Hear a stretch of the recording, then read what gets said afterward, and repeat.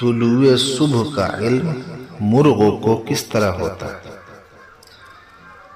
حیات الحیوان میں بحوالہ کتاب اصبہان کے مذکور ہے کہ اللہ تعالیٰ کے ہاں سفید رنگ کا ایک مرغ ہے جس کے دونوں بازو زبرجد موتی یاقوت سے مرصع ہے، ایک بازو مغرب میں اور دوسرا مشرق میں ہے۔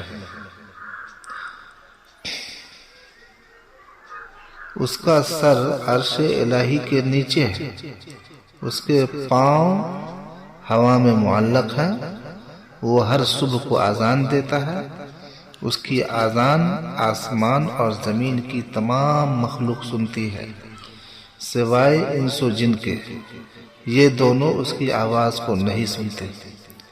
اس کی اذان سن کر زمین کے تمام مرغ جواب دیتے ہیں۔ جب قیامت کا دن قریب آئے گا تو اللہ تعالیٰ اس مرغ کو حکم دے گا کہ اپنے بازوؤں کو بند کر اور آواز کو پست کر۔ زمین و آسمان کی تمام مخلوقات سوائے جن و انس کے یہ جان لے گی کہ قیامت قریب آ چکی ہے۔